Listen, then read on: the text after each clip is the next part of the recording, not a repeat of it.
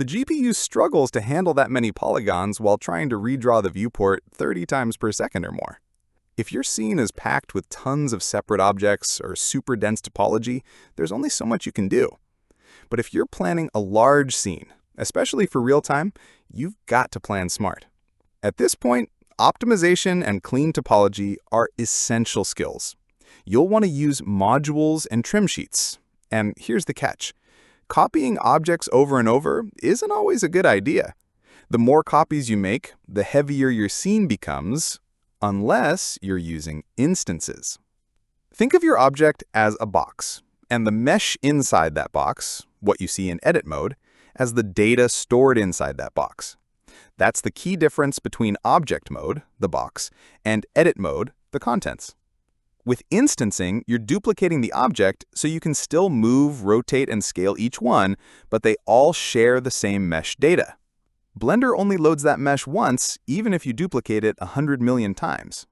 Instead of filling your memory with tons of geometry and transformation data, instancing lets multiple objects share one mesh. And that's why your viewport stays fast and smooth, even in massive scenes. The benefits of using instances go beyond performance. They're super handy even during modeling. For example, say you're doing a rough blockout. You can place one object, instance it around, and then later just modify the original. Every instance gets updated automatically. So instead of standard duplication, which you do with Shift-D, try using Alt-D to make instances. Your scene will thank you, and you'll be able to modify any instance just by editing the original. To make this workflow easier, create a dedicated collection for your original objects. I usually call it Orig, and keep all of them at the world origin with transforms applied. This makes working with global alignment much simpler. Here's a trick I use all the time.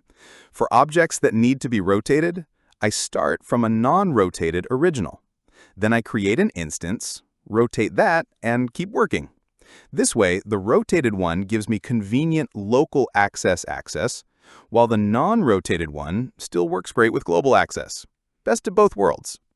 Now, if you're working with modifiers, like subdivision surface, it can get tricky to keep toggling them on and off to check the final result. So here's a cool setup. From the Window menu, open a new window and set it to a 3D viewport.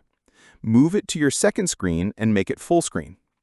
In this new viewport, create an instance of your object and add a subdivision surface modifier. Then isolate it by pressing / on the numpad and hide it in the other viewport by pressing H.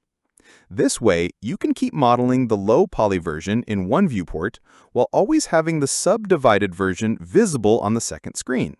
Super useful for keeping an eye on the final result in real time. This works with any object and any modifier. Another great use case, multiple instances with different modifiers. For example, use lattice or other deformers to give each instance a different look while still sharing the same mesh structure underneath. Now let's go deeper into how to work with instances in Blender. As we said, use Alt-D instead of Shift-D for instancing. But if you already have multiple objects in the scene and you want them to share the same mesh, just select them all, make one active, press Ctrl-L, and choose Link Object Data. If your object origins were moved, everything might snap to a different position. To avoid this, go to the Object menu, then Set Origin, and use either Origin to Geometry or Origin to Center of Mass before linking. Want to make your instances independent later? Easy. Go to Object, Relations, make Single User, Object and Data, and just below that, you can also duplicate the material. Just one more thing. If your original object is a mix of modeling and modifiers, Ctrl-L Link Object Data only shares the mesh, not the modifiers.